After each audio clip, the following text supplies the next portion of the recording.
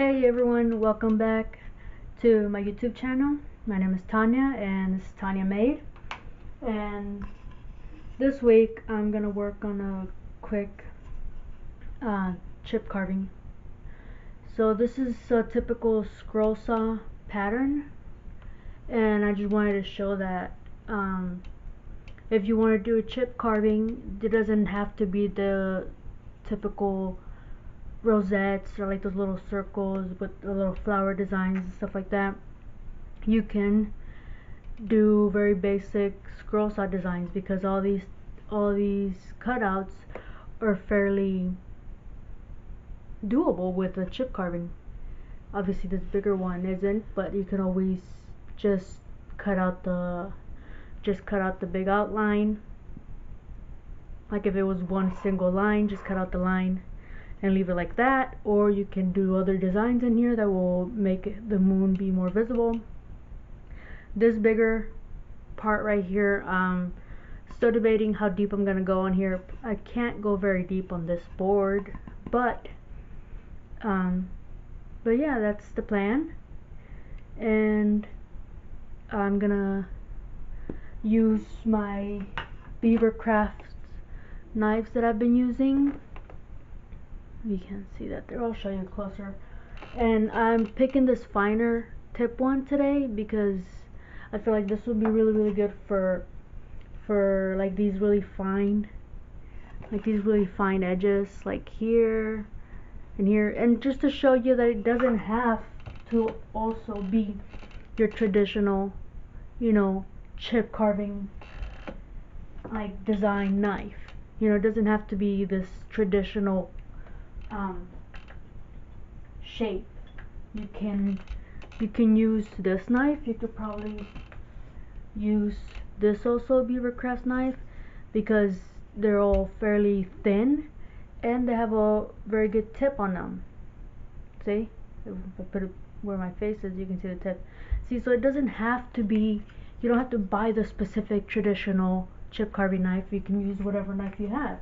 To be quite honest, I mean, I've chipped carved with this knife. It's also a Beaver craft knife, and all these knives work for chip carving. Any knife that has a tip sort of like this, where you can kind of get in there and go around, or just get in there and work at it, this works. It doesn't, I'm fairly certain maybe this could probably work too. I'm not trying this one today, but all these Beaver craft knives, any knife shape could really work. It doesn't have to be a traditional chip carving like curved angle. Yes, I use this one and this diagonal one for my last chip carving, and I know, and those are great. These are great knives, but I want to show you guys that if all you have are your typical whittling knives, that can also work. Okay, so that's why I'm gonna use this knife for some of it and go back to my traditional chip carving knife for other parts where I know this will give me a good curve. Like if I could do it all with this one, but I just so I want to show you guys that you can use any knife for it. So that's today's video.